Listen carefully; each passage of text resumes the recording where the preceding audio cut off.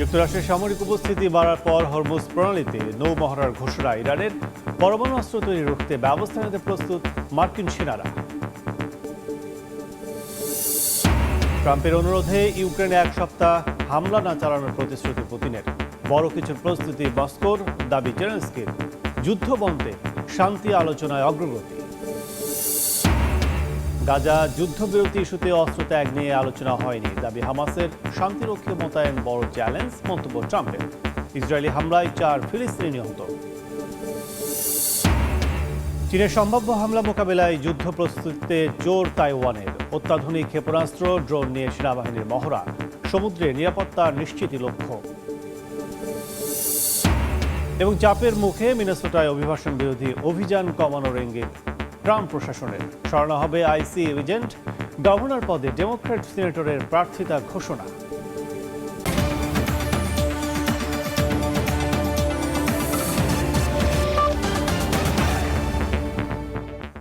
আন্তর্জাতিক সময়ের সঙ্গে আছে আমি কাজল আব্দুল্লাহ।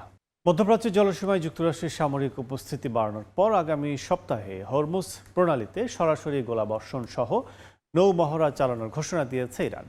এদিকে তেহরানের পরমাণু অস্ত্র তৈরি রুখতে মার্কিন সেনারা ডোনাল্ড ট্রাম্পের সিদ্ধান্ত অনুযায়ী ব্যবস্থা নিতে প্রস্তুত বলে জানিয়েছেন সমরমন্ত্রী পিট হেগসেথ।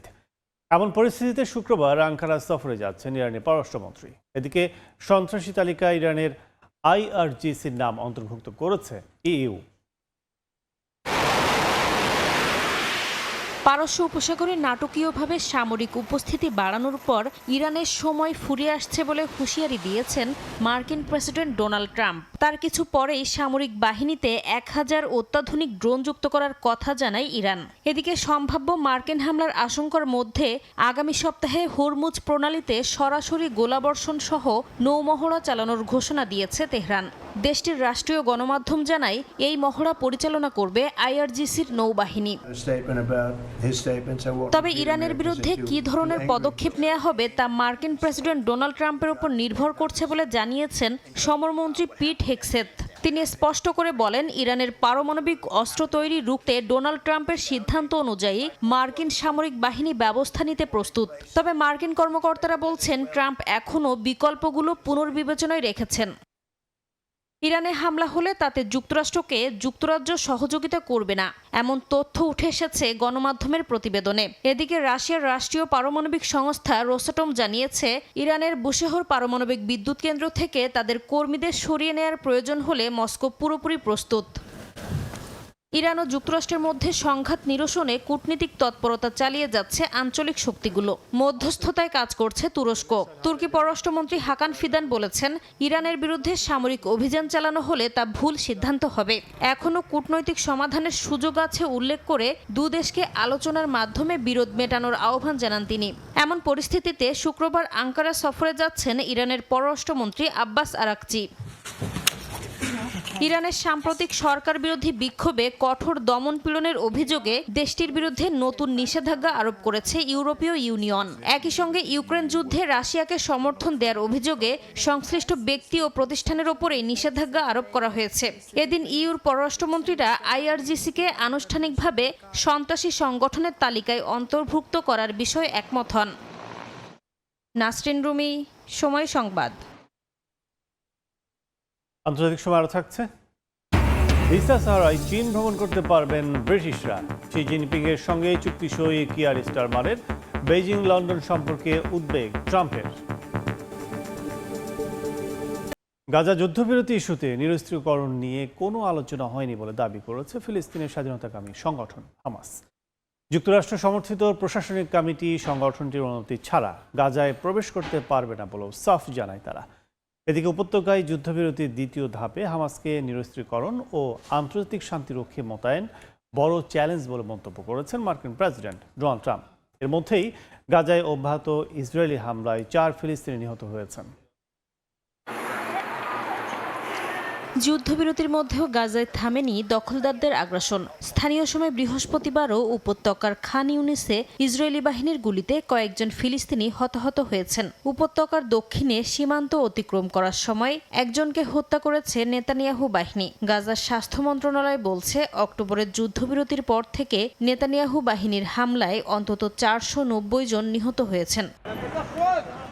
এদিকে শেষ জিম্মির মরদেহ হাতে পাওয়ার পর অবশেষে 15 ফিলিস্তিনির মরদেহ হস্তান্তর করেছে ইসরায়েল। এ ঘটনায় তেল আবিবের কাছে জিম্মিদের মরদেহ ফেরত দিতে হামাস বড় ধরনের ভূমিকা পালন করেছে বলে মন্তব্য করেছেন মার্কিন প্রেসিডেন্ট ডোনাল্ড ট্রাম্প। একই সঙ্গে গাজা যুদ্ধবিরতির দ্বিতীয় ধাপ শুরু হয়েছে উল্লেখ করে উপত্যকায় হামাস নিরস্ত্রীকরণ ও আন্তর্জাতিক শান্তিরক্ষী মোতায়েন বড় চ্যালেঞ্জ বলেও জানিয়েছেন মার্কিন প্রেসিডেন্ট। তবে গাজা যুদ্ধবিরতির ইস্যুতে একবারের জন্যও অস্ত্র ছাড়ার বিষয়ে আলোচনা হয়নি বলে দাবি করেছে ফিলিস্তিনের স্বাধীনতাকামী সংগঠন হামাস। সংগঠনটির দাবি, ইসরায়েলি সেনা সরে যাওয়া এলাকাগুলোতে হামাসের সদস্যরা শৃঙ্খলা বজায় রাখছে। যুক্তরাষ্ট্র সমর্থিত গাজার প্রশাসনিক কমিটি হামাসের অনুমতি ছাড়া উপত্যকায় প্রবেশ করতে পারবে না বলেও সাফ জানায় তারা। এদিকে পশ্চিম তীরের হেব্রনে তীব্র গ্যাস সংকটে পড়েছে সাধারণ মানুষ। সরবরাহকারীদের অভিযোগ, ইসরায়েলি কোম্পানিগুলো থেকে সরবরাহ কমে যাওয়ায় সংকট তীব্র হয়েছে। এমন অবস্থায় খালি সিলিন্ডার নিয়ে ঘন্টার পর ঘন্টা অপেক্ষা করতে হচ্ছে বাসিন্দাদের। নাসরিন রুমি, সময় সংবাদ। আন্তর্জাতিক সময় আরও থাকছে। আফগানিস্তানের শ্রেণীভিত্তিক বিচার ব্যবস্থা চালু করল তালেবান সরকার। একই অপরাধে ভিন্ন ভিন্ন শাস্তি নির্ধারণ, বৈধতা নিয়ে প্রশ্ন মানবাধিকার সংস্থাগুলোর। যুদ্ধবিধ্বস্ত সুদানের ড্রোন হামলায় বহু মানুষ নিহত হয়েছে। আধা সামরিক বাহিনী RSF এর হামলায় ডিলিং শহরে নতুন করে আতঙ্ক ছড়িয়েছে। গণমাধ্যম জানায়, RSF ডিলিং শহরের একাধিক এলাকায় ড্রোন হামলা চালায়। এতে সেনাবাহিনীর 54তম ব্রিগেডের সদর দপ্তর ও কেন্দ্রীয় বাজার ক্ষতিগ্রস্ত হয়। এই হামলা হয়েছে একদিন পর যখন সুদানের সেনাবাহিনী দাবি করে প্রায় 2 বছর পর ডিলিং শহরে RSF এর অবরোধ ভাঙা হয়েছে। 2023 সালের এপ্রিল থেকে সুদানের সেনাবাহিনী ও RSF এর মধ্যে চলা গৃহযুদ্ধে হাজারো মানুষ নিহত এবং কোটি মানুষের জীবন বিপর্যস্ত হয়েছে। দেখছেন আন্তর্জাতিক সময়, সঙ্গে থাকুন। জাম্বিয়ার রাজধানী লুসাকায় ভারী বৃষ্টিতে তীব্র জলাবদ্ধতার সৃষ্টি হয়েছে। বুধবার লুসাকার বিভিন্ন এলাকায় ভারী বৃষ্টির পর সড়ক ও বসতবাড়ি পানিতে তলিয়ে যায়। হাঁটু সমান পানির মধ্য দিয়ে চলাচল করতে দেখা যায় বাসিন্দাদের।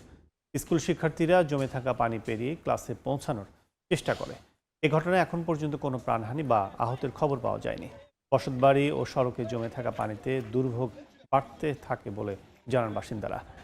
অনেকের অভিযোগ, অপরিকল্পিত বর্জ্য ব্যবস্থার কারণে স্বাস্থ্য ঝুঁকি তৈরি হচ্ছে। পরিস্থিতি সামাল দিতে কোথাও কোথাও স্থানীয়রা নিজেরাই পাম্প মেশিন কিনে পানি নিষ্কাশনের চেষ্টা করছেন। দেখছেন আন্তর্জাতিক সময়, সঙ্গে থাকুন। মিয়ানমারে অনলাইন স্ক্যাম সাম্রাজ্য চালানোর দায়ে কুখ্যাত মিং পরিবারের 11 সদস্যের মৃত্যুদণ্ড কার্যকর করেছে চীন। হত্যা, অবৈধ আটক, প্রতারণা ও জুয়া পরিচালনা সহ একাধিক অপরাধে তাদের দোষী সাব্যস্ত করা হয়েছে। চীনের ভেজিয়াং প্রদেশের একটি আদালত জানান, সীমান্ত ঘেঁষা মিয়ানমারের লাউকাইং শহরে মিং পরিবারের দীর্ঘদিন ধরে স্ক্যাম সেন্টার, জুয়ার আসর ও অবৈধ আটক কেন্দ্র পরিচালনা করে। 2015 থেকে 2023 সাল পর্যন্ত এসব কার্যক্রম থেকে 10 বিলিয়ন ইউয়ানের বেশি অর্থ আয় হয়। তাদের অপরাধে অন্তত 14 জন চীনা নাগরিক নিহত এবং বহু মানুষ আহত হন। 2023 সালে মিয়ানমারের গৃহযুদ্ধে সশস্ত্র গোষ্ঠীগুলো লাউকাইয়ের নিয়ন্ত্রণ নিলে মিং পরিবারের সদস্যদের আটক করে চীনের হাতে তুলে দেওয়া হয়। নির্বাচনী প্রচারণায় যাওয়ার পথে কলম্বিয়ার উত্তর পূর্বাঞ্চলে যাত্রীবাহী বিমান বিধ্বস্ত হয়ে রাজনীতিবিদ সহ অন্তত 15 জন নিহত হয়েছেন। স্থানীয় সময় বুধবার এই দুর্ঘটনা ঘটে। দেশটির রাষ্ট্রীয় মালিকানাধীন এয়ারলাইন্স কোম্পানি বিষয়টি নিশ্চিত করে জানায়, কলম্বিয়ার কুকুটা শহর থেকে ওকানা যাওয়ার সময় উড্ডয়নের 12 মিনিটের মাথায় কন্ট্রোল টাওয়ারের সঙ্গে বিমানটির যোগাযোগ বিচ্ছিন্ন হয়ে যায়। কলম্বিয়ার মার্চে নির্বাচনকে সামনে রেখে প্রচারণায় অংশ নিতে যাচ্ছিলেন ওই অঞ্চলের আইন প্রণেতা। বিমানটিতে 13 জন যাত্রী ও 2 জন ক্রু ছিলেন। তাদের কেউই বেঁচে নেই। তাৎক্ষণিকভাবে দুর্ঘটনার কারণ জানা যায়নি। চীনের হামলা ঠেকাতে মহড়া চালিয়েছে তাইওয়ানের সেনাবাহিনী। উপকূল থেকে নিক্ষেপযোগ্য ক্ষেপণাস্ত্র, ড্রোন ও দ্রুতগামীর পেট্রোল বোর্ডের সমন্বয়ে হামলা প্রতিরোধে অনুশীলন করে সেনারা। গেল ডিসেম্বরে তাইপে ঘিরে বেইজিংয়ের বড় ধরনের সামরিক মহড়ার পর যুদ্ধ প্রস্তুতিতে জোর দিয়েছে তাইওয়ান।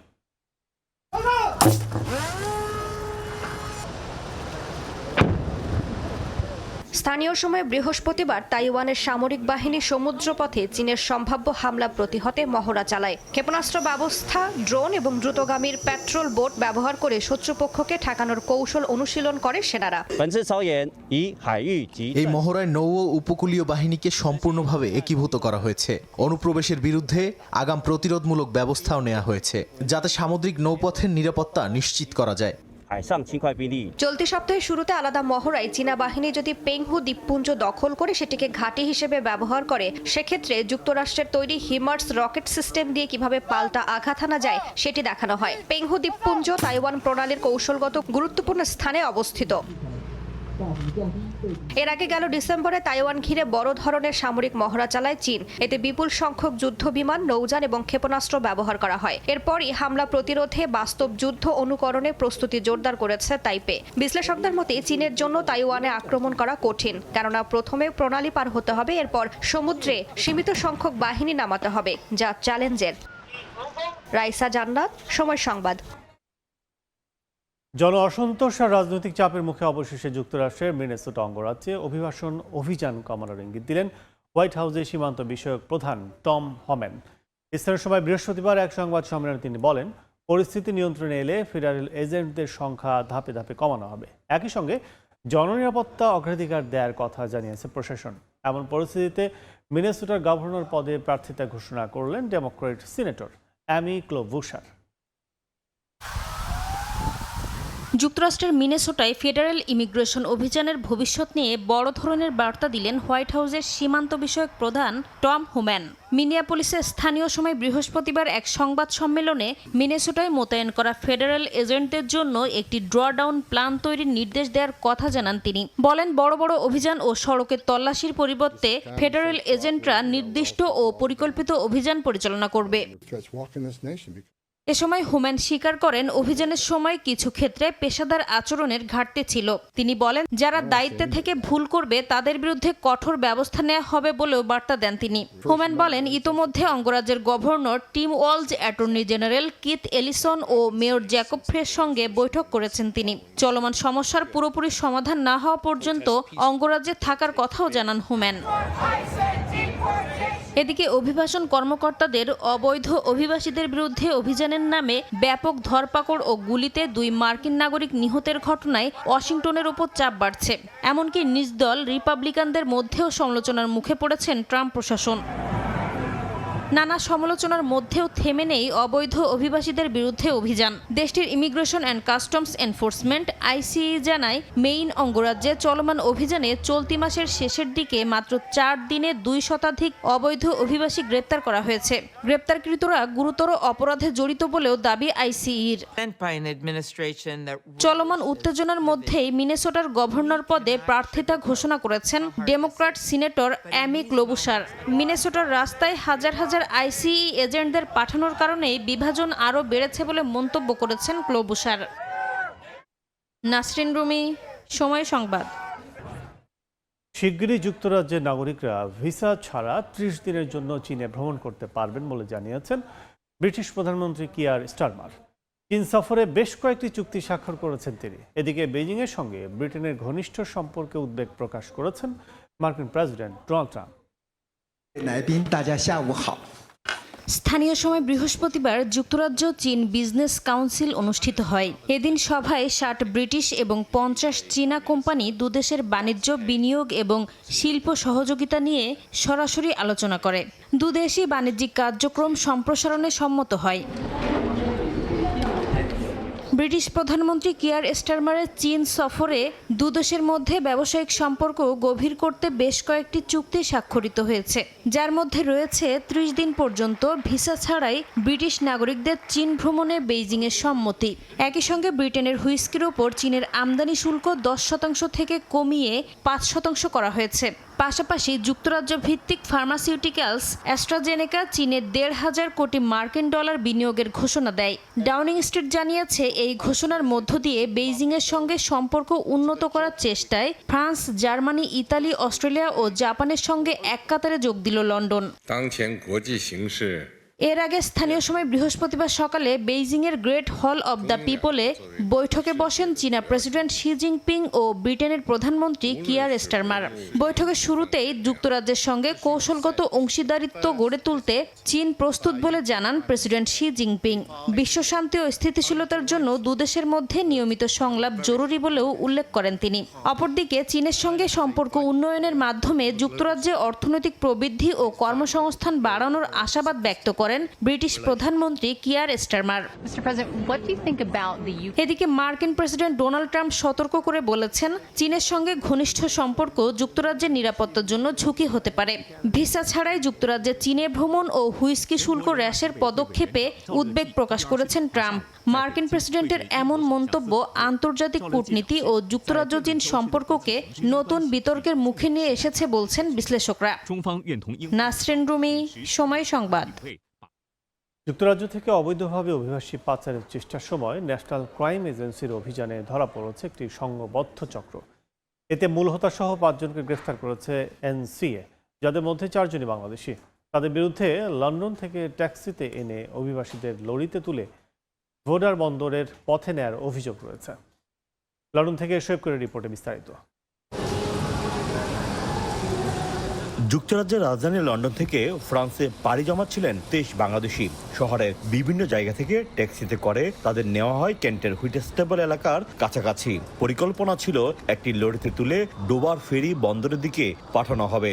তবে বিপত্তি বাদে যখন পথে লরিটি থামিয়ে অভিযান চালায় ন্যাশনাল ক্রাইম এজেন্সির কর্মকর্তারা, সামনে আসে সংঘবদ্ধ মানব পাচার চক্রের কার্যক্রম। অভিযানে একটি বাসা থেকে প্রায় ৩০,০০০ পাউন্ড নগদ অর্থ জব্দ করা হয়। তদন্তকারী কর্মকর্তাদের দাবি, মানব পাচারের লেনদেনের সঙ্গে যুক্ত এই অর্থ। এই ঘটনায় সন্দেহভাজন মূল হোতাসহ ৩ ট্যাক্সি চালক ও লরি চালককে গ্রেপ্তার করা হয়েছে। তাদের ম্যাজিস্ট্রেট আদালতে হাজির করার কথা রয়েছে। গ্রেপ্তারকৃতদের মধ্যে সোহেল আহমেদ ও রবিউল ইসলামকে অবৈধ অভিবাসন সহায়তা ও অর্থ পাচারের অভিযোগে অভিযুক্ত করা হয়েছে।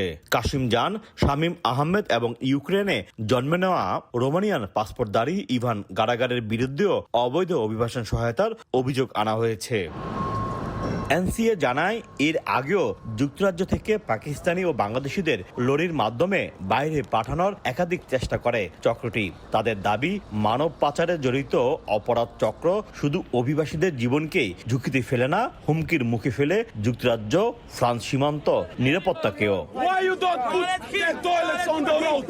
শোয়েব কবির, সময় সংবাদ, লন্ডন। ২০২০ সালের প্রেসিডেন্ট নির্বাচনে ভোট কারচুপির অভিযোগে জর্জিয়ার ফুলটন কাউন্টি নির্বাচন অফিসে তল্লাশি চালিয়েছে মার্কিন গোয়েন্দা সংস্থা FBI। আদালতের অনুমতিতে চালানো অভিযানে ভোট সংক্রান্ত নথি জব্দের উদ্যোগ নেওয়া হয় বলে জানায় সংস্থাটি। ডোনাল্ড ট্রাম্পের দীর্ঘদিনের ভোট কারচুপি দাবিকে ঘিরে এই তল্লাশি নতুন করে রাজনৈতিক বিতর্ক ও প্রশ্ন তৈরি করেছে।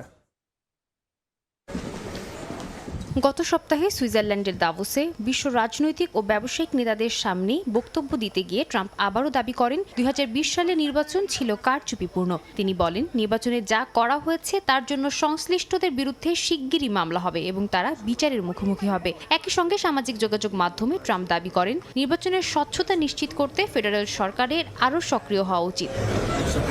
এর দিন কয়েক বাদেই মার্কিন গোয়েন্দা সংস্থা FBI জর্জিয়ার ফুলটন কাউন্টির প্রধান নির্বাচন কার্যালয়ে তল্লাশি অভিযান চালায়। FBI এক সংক্ষিপ্ত বিবৃতিতে জানায়, আদালতের অনুমতি নিয়ে এই অভিযান চালানো হয়েছে। ফুলটন কাউন্টি সরকার জানায়, তল্লাশি পরোয়ানায় ২০২০ সালের প্রেসিডেন্ট নির্বাচনের সঙ্গে সম্পর্কিত একাধিক নথি চাওয়া হয়েছে। ওই নির্বাচনে ডেমোক্রেট প্রার্থী জো বাইডেন রিপাবলিকান প্রার্থী ডোনাল্ড ট্রাম্পকে পরাজিত করেন। তবে যুক্তরাষ্ট্র জুড়ে একাধিক অঙ্গরাজ্যে আদালত এবং ট্রাম্প প্রশাসনের সময়কার অ্যাটর্নি জেনারেলও আগেই জানিয়েছেন, এমন কোনো ব্যাপক ভোট জালিয়াতির প্রমাণ পাওয়া যায়নি। তা সত্ত্বেও ট্রাম্প ফল উল্টে দেওয়ার চেষ্টা চালান এবং জর্জিয়ার শীর্ষ নির্বাচন কর্মকর্তাকে ফোন করে তাকে জয়ের জন্য প্রয়োজনীয় ভোট খুঁজে বের করার আহ্বান জানান বলে দাবি গণমাধ্যম আল জাজিরার। এরই ধারাবাহিকতায় ফুলটন কাউন্টির ডিস্ট্রিক্ট অ্যাটর্নি ফ্যানি উইলিস 2023 সালের আগস্টে বেআইনিভাবে ফল উল্টে দেওয়ার চেষ্টার অভিযোগে ট্রাম্প সহ আরও 18 জনের বিরুদ্ধে অভিযোগপত্র দাখিল করেন, যা পরবর্তীতে খারিজ হয়ে যায়। এর আগে চলতি মাসে ট্রাম্প রাজ্য আদালতে $62 লাখ আইনি খরচ ফেরতের আবেদন করেন। তিনি দাবি করেন ফুলটন কাউন্টির পক্ষ থেকে আনা নির্বাচনী হস্তক্ষেপের অভিযোগ মোকাবিলায় এই অর্থ ব্যয় করতে হয়েছে। এই আবেদনের মধ্য দিয়েই 2020 সালের নির্বাচন ঘিরে আইনি ও রাজনৈতিক সংঘাত নতুন করে সামনে আসে। সাদিয়া তাসনিম, সময় সংবাদ। ভারতের কলকাতায় বাংলাদেশের শিল্প, সাহিত্য, রাজনীতির একমাত্র ঠিকানা বাংলাদেশ গ্রন্থাগার ও তথ্য কেন্দ্র। তবে বেশ কয়েক বছর ধরে যেন কমছিল এর জৌলুস। চাহিদা মাফিক বই না থাকায় মুখ ফিরিয়ে নিচ্ছিলেন কলকাতার বাঙালিরা। সম্প্রতি নতুন করে সেজে ওঠায় আবারও কোলাহল বাড়ছে সেখানে। বইয়ের কর্নারে জায়গা পাচ্ছে বাংলাদেশের রাজনৈতিক বইও, যা দেখে খুশি স্থানীয় গবেষকরা। বিস্তারিত জানাচ্ছেন সুব্রত আচার্য, ছবি তুলেছেন বিশ্বজিৎ দাস। কলকাতার জনবহুল পার্ক সার্কাস এলাকার 3 নম্বর সরোয়ার্দী এভিনিউর এই বাড়িটি মানুষের কাছে গুরুত্বপূর্ণ এক ঠিকানা। প্রাচীন বাড়িটির নিচতলায় আছে বাংলাদেশের ইতিহাস, ঐতিহ্য, সংস্কৃতি, ভাষা, শিক্ষা থেকে রাজনীতির বিষয়ক নানা স্বাদের বই। বাংলাদেশের স্বাধীনতার পরেই কলকাতার বাংলাদেশ উপহাই কমিশনের তত্ত্বাবধানে গড়ে ওঠে এই গ্রন্থাগার ও তথ্য কেন্দ্রটি। তবে বাংলাদেশের রাজনৈতিক পালাবদলের সঙ্গে সঙ্গে বরাবরই বদলেছে এখানে থাকা বইয়ের ধরন। স্থানীয়দের অভিযোগ, প্রায় 1.5 দশকে গ্রন্থাগারটি বিশেষ রাজনৈতিক ঘরানার বইয়ের ভিড়ে পরিণত হয়েছিল। ফলে বাংলাদেশের প্রকৃত তথ্য খুঁজে পাওয়া কঠিন হয়ে উঠেছিল। তবে এখন বদলেছে প্রেক্ষাপট। নতুন করে সব ধরনের বই জায়গা পাচ্ছে এখানে। আগতদের দৃষ্টি আকর্ষণ করতে প্রবেশপথেই তৈরি হয়েছে বাংলাদেশ কর্নার নামে একটি আলমারি। বাংলাদেশের মূলধারার বইগুলো খুব সহজেই নজরে পড়ছে পাঠকের। গত কয়েক মাসে কিন্তু আবার এখানে আসছি, খোঁজ করছি যে কী ধরনের বইপত্র এখানে পাওয়া যায়। তাজউদ্দিন আহমেদকে নিয়ে আমি বই লিখেছি, বা এখনও বাংলাদেশ নিয়ে অনেক গবেষণা করছি, 71-এর মূল জায়গাটা কী ছিল। তো সেই ক্ষেত্রে এখন কিছু কিছু বই পাচ্ছি। বেগম খালেদা জিয়ার একটি বই, ওনার জীবন, ওনার সংগ্রাম নিয়ে বই। কোনো ব্যক্তি বিশেষ না, আমরা ভারতে থাকি, ভারতের নাগরিক, আমরা বাংলাদেশ সম্বন্ধে পড়তে জানতে চাই। কলকাতার বাংলাদেশ গ্রন্থাগার ও তথ্য কেন্দ্রে বর্তমানে 20,000-এর মতো বই রয়েছে। এর মধ্যে বাংলাদেশি লেখকদের পাশাপাশি ভারতীয় লেখকদের বইও জায়গা পেয়েছে। আমি এসে দেখেছিলাম যে একটি নির্দিষ্ট দল বা নির্দিষ্ট কিছু ব্যক্তির বই এখানে রাখা ছিল। অনেকের হয়তো আগ্রহ আছে ভিন্ন মত বা ভিন্ন দল বা ভিন্ন আদর্শ, বা থাকে না সাবেক প্রধানমন্ত্রী বলুন, রাষ্ট্রপতি, সবাই সম্পর্কে জানার একটা আগ্রহ থাকে। তো সেরকম কিছু কিন্তু ছিল না। আমি চেষ্টা করছি বা এখনো চেষ্টা করছি যে সেটা যেন একটা ভারসাম্যপূর্ণ অবস্থায় আসে। সরকারি হিসেব অনুযায়ী প্রতিদিন গড়ে 30 থেকে 50 জন পাঠক এই গ্রন্থাগারে বাংলাদেশ সম্পর্কে ধারণা নেন। সম্প্রতি বাংলাদেশের প্রয়াত সাবেক প্রধানমন্ত্রী খালেদা জিয়াকে নিয়ে প্রকাশিত বেশ কয়েকটি বইও জায়গা পেয়েছে এই গ্রন্থাগারটিতে। সুব্রত আচার্য, সময় সংবাদ, কলকাতা। বিশ্বজুড়ে 16,000 কর্মী ছাঁটাইয়ের পরিকল্পনা করছে শীর্ষ ই-কমার্স প্রতিষ্ঠান আমাজন। বুধবার এক বিবৃতিতে প্রতিষ্ঠানটির ভাইস প্রেসিডেন্ট জানান, সংগঠনটির সাংগঠনিক স্তর কমিয়ে অপ্রয়োজনীয় আমলাতান্ত্রিক জটিলতা দূর করতে এই সিদ্ধান্ত নিয়েছে কোম্পানিটি। তবে কোন বিভাগ বা অঞ্চলের কতজন কর্মী এই ছাঁটাইয়ের আওতায় পড়বে তা এখনও বিস্তারিত জানানো হয়নি। এর আগে গেল বছরের অক্টোবরে 14,000 কর্মী ছাঁটাইয়ের ঘোষণা দিয়েছিল আমাজন। বর্তমানে প্রতিষ্ঠানটিতে প্রায় 15 লাখ কর্মী কর্মরত রয়েছে। আন্তর্জাতিক সময়ের শীর্ষ সংবাদগুলো জানিয়ে দিচ্ছে আরেকবার। যুক্তরাষ্ট্রের সামরিক উপস্থিতি বাড়ার পর হরমুজ প্রণালীতে নৌ মহড়ার ঘোষণা ইরানের। পরমাণু অস্ত্র তৈরি রুখতে ব্যবস্থা নিতে প্রস্তুত মার্কিন সেনারা। ট্রাম্পের অনুরোধে ইউক্রেনে 1 সপ্তাহ হামলা না চালানোর প্রতিশ্রুতি পুতিনের। বড় কিছুর প্রস্তুতির মস্কোর দাবি জেলেনস্কির। যুদ্ধবন্ধে শান্তি আলোচনায় অগ্রগতি। এবং গাজা যুদ্ধবিরতি ইস্যুতে অস্ত্র ত্যাগ নিয়ে আলোচনা হয়নি দাবি হামাসের। শান্তিরক্ষী মোতায়েনে বড় চ্যালেঞ্জ মন্তব্য ট্রাম্পের। ইসরায়েলি হামলায় 4 ফিলিস্তিনি নিহত।